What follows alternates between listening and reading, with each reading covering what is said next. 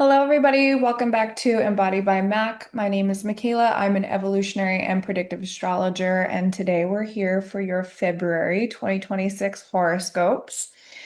This is a rocking and rolling month because we start off the month with a very dramatic full moon in Leo, and then we have Saturn moving into Aries, which is initiating a 3-year cycle. Saturn's going to conjunct Neptune at 0 degrees Aries, which is a cycle we have never experienced before in our lifetimes. That's a total reset in a certain part of your life. And we also have a new eclipse season starting in the Aquarius Leo axis. So, eclipse seasons tend to be pretty intense and can accelerate things in our life and feel like we're being forwarded back onto our path or redirected onto our path. And it's really where time collapses, karmic situations kind of fall into place and we get redirected and pushed along further in our journey for growth, for evolution, to meet your aspirations, to meet your goals, your manifestations, what have you. But eclipses can be intense emotional periods. So we're going to talk about that definitely. And then towards the end of the month, we are in the middle to the end of the month, we are in a Mercury retrograde period. So, first Mercury retrograde of 2026. So, there's just a few things I want to touch on for each of the astrological signs for this month. I think that's pretty much enough to get covered. And at the end, if you feel like you want a reading with me, then you can go to embodiedbymac.com. You can book a reading right through there, or you can connect with me on any of my social media on Instagram, TikTok, or here on YouTube. You can find my email, send me a letter, and let me know if I can help you. And if you want a reading to navigate the next 6 months ahead for us in 2026. Okay, so make sure you hit the like button and subscribe if you haven't already, and get ready for your horoscope.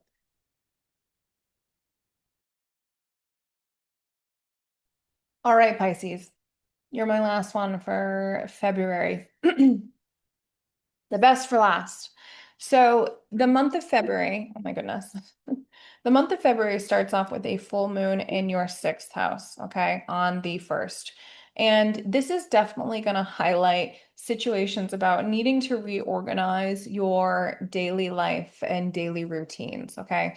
Full moons bring illumination, they bring things to the surface to for integration, right? For us to look at, oh my God, it's like a little turning point in the month. Oh, we have to focus on this area. Is this working? Is this not? What's the cleanliness of the area of your day-to-day life? And are your rituals and routines, are they serving you right now for your health and wellness and higher purpose, or do you need some cleaning up to do? Okay. So there's that spotlight. There could be also a spotlight on maybe some work you need to do, some things that need attention or attending to, some daily responsibilities that maybe are coming to a head or of so forth, right? So there's also a desire for you to be proud, feel proud and productive in your work and your daily routines in your daily life because Leo does rule your sixth house. So maybe there's a work project that's reaching a culmination that you get some recognition in, or you want to feel proud in, or maybe you just, there's an urge to just begin something, or something's coming to a head and you haven't finished it yet. And so there's a spotlight on something that you're very proud of, but hasn't been finished yet. So there's a need to like, oh, like put some attention into this and finish this project and so forth. You could also experience a massive heightened awareness under this illumination of your body and the stress and energy levels in your body.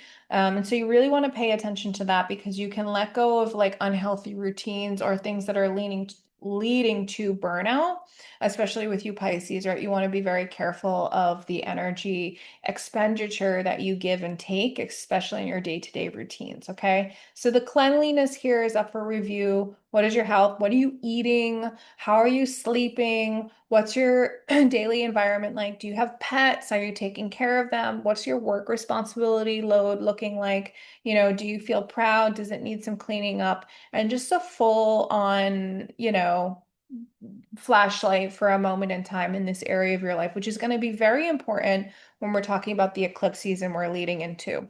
But next, I actually want to talk about February 13th, which is going to signify a massive new chapter in your financial sector of your life, which is your second house.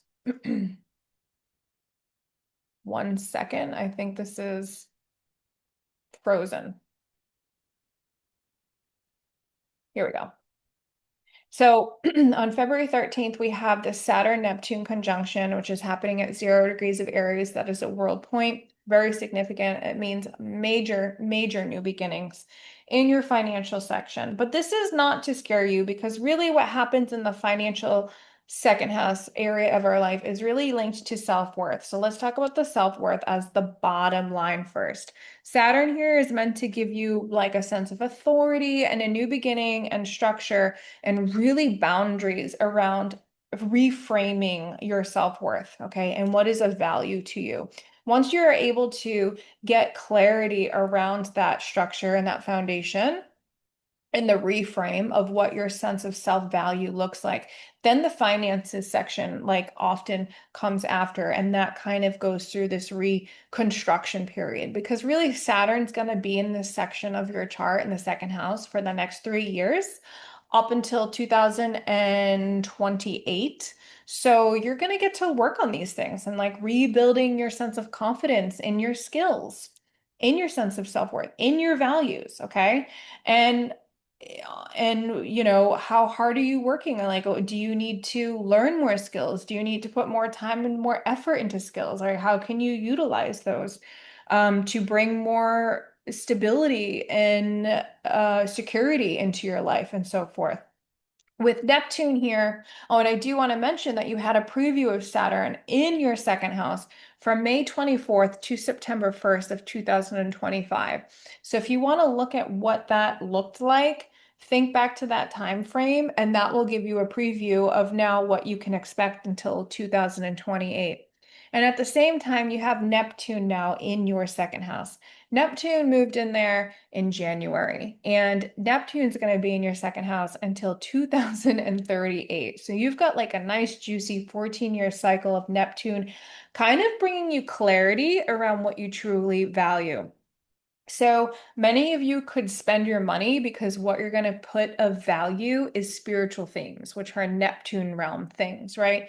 So many of you might invest as a personal asset or a resource or something that brings you a value to yourself, in coaching, spiritual coaching, meditation, things that provide you an escapism, essentially, in a healthy way. I would encourage you to use them in healthy ways and not unhealthy ways, because Neptune will reward that sector rather than alcohol or drugs or so forth, right?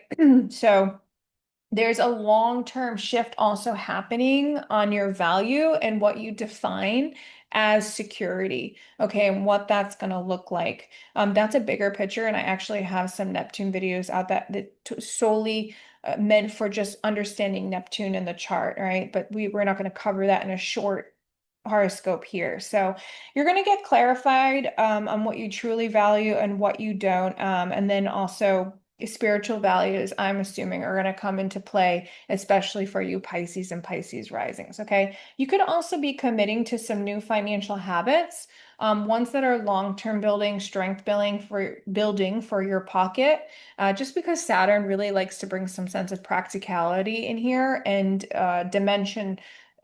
Physical and a material dimension to this area of the chart, right? So long term, very beneficial. In the beginning, might feel that struggle, might feel your pockets are a little restricted. Your spending can be a little restricted for a little while, but that's because Saturn and Neptune are really asking you to get really clear on what you value and where you want to spend your money and where you want to spend your time, okay, and your energy. Because of course, if you spend your money on something, then it's going to cost your energy to make back that money. So you're kind of learning this process right now of like, okay, what am I spending my money on? What am I spending my energy and attention towards, right? And that's really what matters. And that's why Saturn's kind of drying up this section for a little bit of time.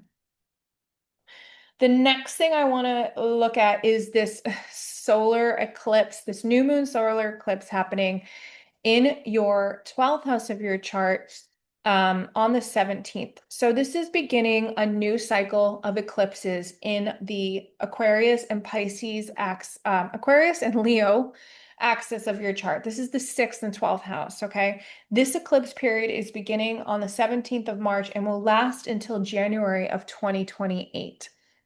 If you want to reflect back in time, there would have been similar themes and patterns that came up between February of 2017 to January of 2019. Before that, there would have also been similar patterns between February of 2008 to August of 2009. Okay, this is a new moon. So this one is all about an ending and also a new beginning happening simultaneously. And this one is happening in a sector where you deal with your inner world and your subconscious belief patterns and your self-sabotaging behaviors, and also clearing out enemies, right? Like people that don't have good intentions for you, but just aren't front and center. You can have open enemies in your 7th house. This is the 12th house eclipse. Okay. This can be sudden shifts in what's hidden or suppressed or not revealed to you. And so that can be situations and people and groups and communities, very Aquarius oriented, and even friendships that did not have your best interest, and they can get exposed and you can have a new beginning with some new groups and communities and friends that really have your best benefit and your interest now.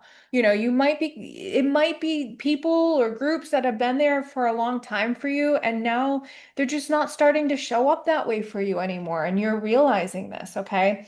Um, it's going to be a reset with your relationship, also with healing dynamics and what you consider as healing for you in your life, right? And like, what do you do to heal yourself? Because Pisces, you need to spend a lot of time in retreat and solitude to clean your energy system. It might seem like you're um alone at times, right? But it's often like when you are able to reset and spend time in solitude, you're really able to purify and clean your energy. And that's very important because you're a very porous sign. You're very attuned to feeling everything that surrounds you, okay? And there's nothing wrong with that. It's just knowing that, like, hey, Pisces needs to have solitude. And that's why you have a 12th house Aquarius, which is isolation. It's a sign that can be isolated at times. The eclipses are kind of calling for a need to consider that the relationship with solitude and meditation and naps and, spending time alone in nature and going and meditating on the top of a mountain alone, or bringing yourself to a retreat alone. And those things are a good thing for you, right? It's a calling to cleanse yourself and come into new versions of what that 6th house, because it's going to be shooting out into your 6th house. What does that daily ritual and habit look like? And how's your health looking on your day-to-day life, right? The two are going to be super highlighted and super connected together. So this eclipse can also bring intensity around an emotional breakthrough, or a psychological breakthrough, and like letting go of the old fears and patterns around your own self undoing. Okay. Maybe there's something that you're holding on to, you've been holding on to, and like this eclipse is intense and it kind of brings in this unwavering, relentless push to let go of the things that are really deeply just like in with you and psychologically within you, okay? And it can also mean that you're ready for a new spiritual awakening. As spiritual as you probably already are, maybe you're ready for a rebirth and a renewal with some type of spiritual practice, spiritual guru, something to believe in, something to have faith in. Maybe your faith has been tested lately, and so there's this need for renewal for you to believe in something higher and more loving and compassionate and encompassing than you ever could have had before. Okay. And that's going to be available to you, honestly, as long as you give yourself the rest and the time for reflection that is needed. And then at the end of the month, we have a Mercury retrograde that is beginning on February 26th. Okay, in Pisces.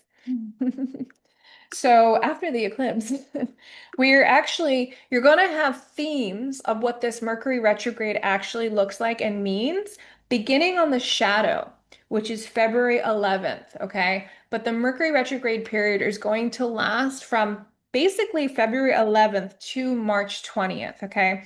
And this is really giving you a revisit and a shift in your identity, especially for you Pisces risings and your attitude and your approach to life. Okay. When we have Mercury retrograde, it's a time to revisit, revise, renew, redo, relook at um, anything with the okay, the in front of it's that's Mercury retrograde essentially. And it has to do with our perception and our thought patterns and our thinking pattern. These are Mercury realms, right? And the first house is your identity and how are you showing up with your identity and how are you treating the cleanliness, right, of your identity and so forth. So you might need to slow down during this time and listen to your inner voice because you might be having a real confusing time during these weeks over the direction of your life. You know, you have an eclipses in the 12th house. There's a huge reckoning happening in your inner world that might give you some profound spiritual insights from your higher self that you're like, whoa. And then you got this Mercury retrograde coming in through the first house, and you're like, okay, you know what? I need to reevaluate the direction of my life because I've also got your second house of value and personal value and where you want to spend your energy and expend everything in your life, essentially, that's of value and worth. Where are you putting that in a new direction? So this Mercury retrograde period it can be pretty intense for you, I think. You know, you're going to have to listen to your intuition and spend some time in that solitude so you can focus on what does my self-expression look like? What is my identity now? Is it going through an upheaval, a restructuring? Who am I? What direction do I want to go in? You know, it's the innate direction of your life, the instinctual response, but that instinctual response might feel restricted over these next couple of weeks during this Mercury retrograde period. Like you're having this shift in how you speak and present yourself and how you're going to make decisions, right? So that's up for renewal. So you can just have a miscommunication if you are trying to push during this time about your intentions. And there's nothing more, I think, than a Pisces rising or a Pisces sun is to be like feel like they are misunderstood because I feel like they can understand everybody else through just feeling alone, but then so many people misunderstand them, right? So don't try to push anything during that retrograde period because I think other people might misunderstand you and that could just lead to more frustration. So, talk it out with safe spaces if you need to, but spend that time for self-reflection so that when that Mercury goes direct on March 20th, you're going to have a lot more clarity about what you value, who you are, and your spiritual ethos and the direction that you're going to take your life in. So the month of February, that wraps it up, Pisces. Thank you so much. Please give me a like and subscribe. I know you'll feel bad if you don't. And I will see you again next month.